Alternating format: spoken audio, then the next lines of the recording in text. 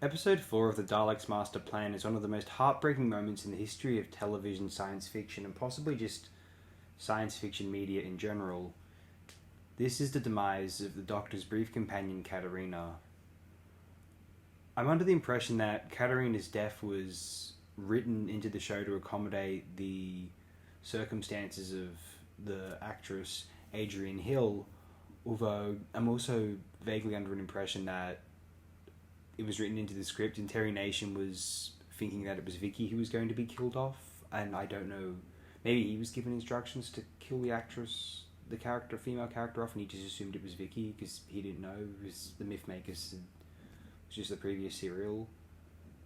For some reason it's in my mind that, maybe I'm confusing Adrian Hill with Maureen O'Brien, but it was Maureen O'Brien who was John Wiles was being a bit of a cunt and decided that she was complaining about Galaxy Force, so she had to go because even though Galaxy Force is not the greatest serial in the world, obviously.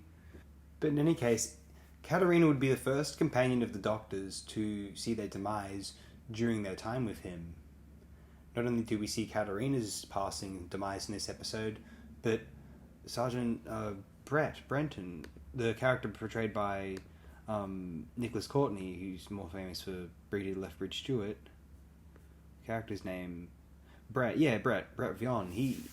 He's killed by this character named Sarah, and it's just brutal and kind of jarring. Characters who regular, obviously not regular cast members don't get killed off, but we also don't see the kind of, sometimes a Doctor will have, say, and his companions will have their an extra buddy, another companion for the duration of a certain serial, and they don't get killed off very often unless they're some side vulnerable character to motivate another character.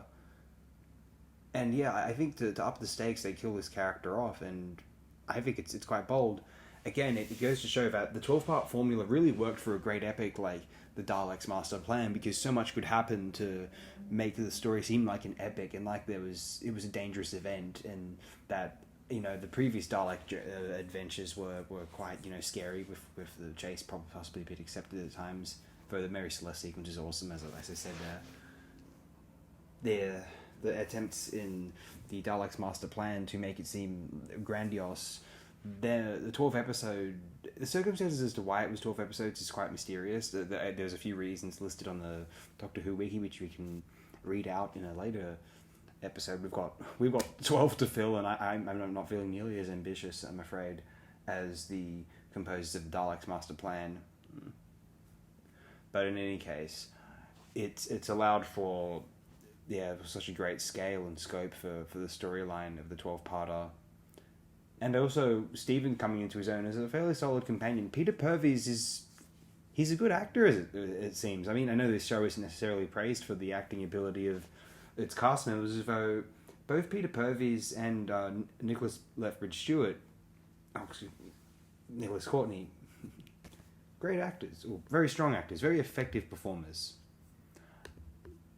One may be interested in knowing about the circumstances of the missing nature of this particular series. Why are the missing episodes so? Reading out information from the Wikipedia, that's the regular Wikipedia, not the Doctor Who Hardest Data Core fan wiki, the Doctor Who franchise. So currently only episodes 2, 5 and 10 are known as extant. All 12 episodes were recorded on and transmitted from videotape. Subsequently, BBC Enterprises had 16mm film telerecordings made for potential overseas sales. However, episode 7, The Feast of Stephen, the Christmas episode, was excluded from this, and the story offered for sale was an 11-part version. The original videotapes of episodes 1, 2, 4, 5, 7, 8 and 9 are listed among the first Doctor Who episodes ever ordered to be wiped. On the 17th of August 1967, at this point, The Feast of Stephen became the first episode of Doctor Who to be seemingly lost forever. Episodes 3, 6, 10, 11 and 12 were wrapped in the 31st of January 1969, without a citation needed, to be fair. BBC Enterprises retained their film copies, though the story was never purchased by any overseas broadcasters until at least 1972. A set of viewing prints was sent to the Australian Broadcasting Corporation, but the story was declined as it was judged to be A, suitable for adults on the basis of its overall storyline rather than cuttable scenes, and the fate of these prints is unknown. At some point in the next 4 years, the BBC's film copies were junked. A film copy of episode 4, The Traders, wound up in the BBC Film Library, although the reasons for this are unclear, as that library had no formal mandate to retain such material. In 1973, the episode was loaned to the Blue Peter production office for a feature on Doctor Who, and never returned. Its ultimate fate remains unknown. By 1976, the entire story was considered to be lost. However, episodes 5, Counterplot, and 10, Escape Switch, were returned in 1983 from the basement of a Latter-day Saint church. The circumstances of how they got there remain unclear. Episode 2, Day of Armageddon, was returned to the BBC in early 2004 by Francis Watson, a former BBC engineer. Given that this is one of only 2 Hartnell stories that were never screened outside of the UK, the other being Mission to the Unknown, the recovery of the missing episodes from overseas sources remains unlikely. Various clips of episodes 1, 3, and 4 also survive.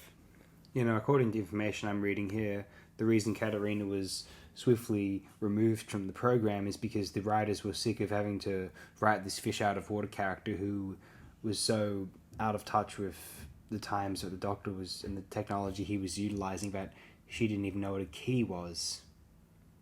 This led to one of the more tragic moments in the history and moving, heartbreaking moments in the history of science fiction television. Perhaps they're better for it, but it does hurt. It stings, frankly. Tune in next time if you're so inclined to hear us talk about episode 5 of The Daleks Master Plan. One of the few which is available, fortunately. This will be exciting. Oh, yes, indeed. Hopefully. Probably. Likely.